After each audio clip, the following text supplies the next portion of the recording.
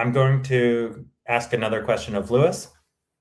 Specifically to encrypted mempools, you mentioned that someone could encrypt their own transaction, that they could use a decentralized encryption provider. I guess the question is, with EIP A105, is Shutter looking to enshrine our version of commit and reveal threshold encryption into the Ethereum core protocol, or is something different being proposed? Yeah, no, exactly. Definitely not. So the idea is to keep it open and generalized, and to say that any encryption technology that satisfies a very general and broad kind of like interface spec should be allowed, and especially any key provider, you should be allowed to provide keys. Yeah? And just to but I would say just to make kind of nail down, or also to reiterate a little bit why threshold encryption is kind of uniquely suited to do this is one, yeah, it's just this decentralized way, right? So you want to decentralize it, right?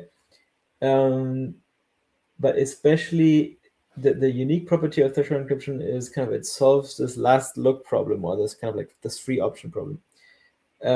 So if you encrypt with your own private key, that would also be decentralized, right? Because everyone encrypts with their own private key. But then there's a kind of a game theoretic issue, because if you encrypt with your own private key, then you have an option later not to decrypt.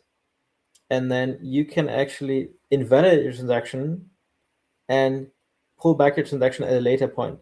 And why that's a big problem is because there's always an option kind of in. So if you do let's say you commit to buying ETH at $1,000, I don't know, and then there's going to be some time, let's say 10 seconds, where the price fluctuates up and down. If you then if you've already committed to it, and then afterwards you can just pull back your trade because you've seen, oh, the price went against me, maybe price in the meantime went to $990, you now no longer want to buy at 1,000, right? So you'll just pull it back and you invalidate your transaction, and that's this free option. So you have a free option not to decrypt, essentially, if you yourself encrypt. And now imagine this more elaborate attack where you just send 1,000 transactions at varying price points of ETH, right? And you just always just select the best one for you, right? So that's kind of like then clearly sort of break the system. So you want to have it decentralized, and you need to eliminate this free option to make it just like work and sound, right?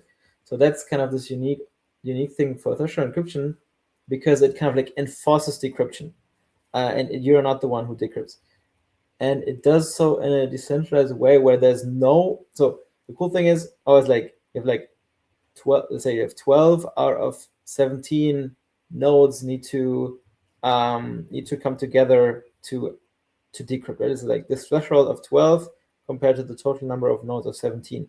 So let's say all the nodes that come together, like 6, 7, 8, 9, and then you're at like 11, right? So you just need one more key share to then get to the decryption. So you have 11, but you need 12, right?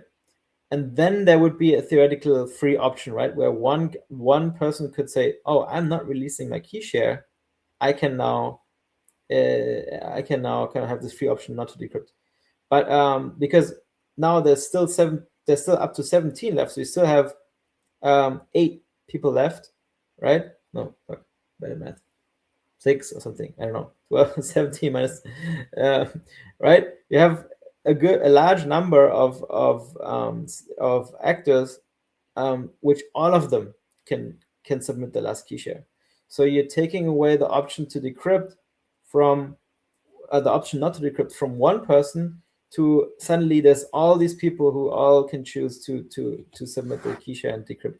So really making it extremely easy to get decrypted, especially then if you scale it to 200 nodes, right?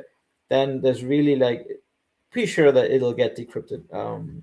So that's kind of this like property of this is nice property of like kind of unstoppable decryption, and sort of like it will be decrypted, and that's why we think threshold encryption is probably the best approach. But yeah, still keep it generalized and keep it open, especially keep it future proof, right? There might be much cooler and much better cryptographic systems in 3 years down the road, which we want to have it be compatible with as well.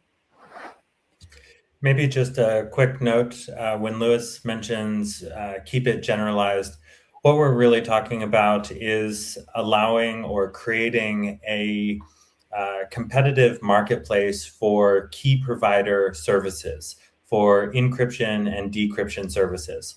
So we could imagine that some users which have low value transactions, they may be willing to trust a TEE because it's fast and cheap and it has hardware assumptions.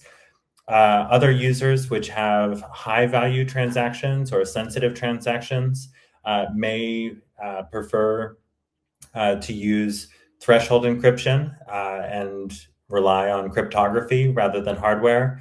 In the future, it might be FAG or some other type of encryption, but really giving users a choice there.